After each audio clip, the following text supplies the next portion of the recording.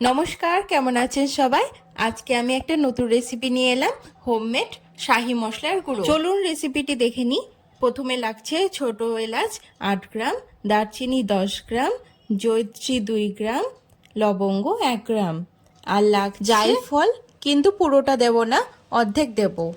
এই মশলাগুলো 1-2 দিনের জন্য রোদ্রে দিয়ে গুঁড়ো করে নিতে পারেন। আপনাদের দেখাবো বলে আমি গ্যাসে গরম করে গুঁড়ো করে দেখাচ্ছি। বাইরে প্যাকেটে গরম মশলার চেয়ে এই গরম মশলাটা বাড়িতে তৈরি করে দেখবেন, তফাৎটা বুঝতে পারবেন। শুকনো কড়াইয়ে এক এক করে দিয়ে দিলাম এলাচ, দারচিনি, লবঙ্গ। এবার গ্যাসের ফ্লেম আস্তে দিয়ে মশলাগুলো নেড়ে যেতে হবে যতক্ষণ না মুচমুচে হচ্ছে।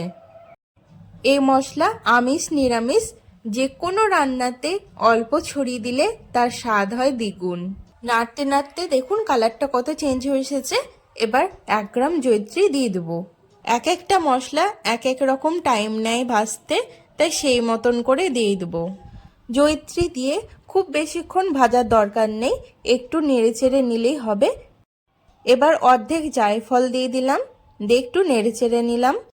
আমার মশলাগুলো ড্রাই রোস্ট করা হয়ে গিয়েছে। এবার একটা পাত্রে ঢেলে নেব, দিয়ে কিছুক্ষণ ঠান্ডা করে মিক্সিতে ব্লেন্ড করে নেব। আমার মশলাগুলো হালকা ঠান্ডা হয়ে গিয়েছে, একটু গরম গরম অবস্থাতেই মিক্সিতে দিয়ে দিলাম। তৈরি হয়ে গেল আমার হোমমেড শাহি মশলার গুঁড়ো। দেখুন কত সুন্দর কালারটা এসেছে।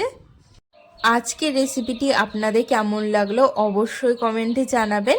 ভালো লাগলে লাইক করে শেয়ার করে দেবেন, আর ফেসবুক থেকে দেখলে ফলো করে দিবেন। ভালো থাকবেন, সুস্থ থাকবেন। ধন্যবাদ।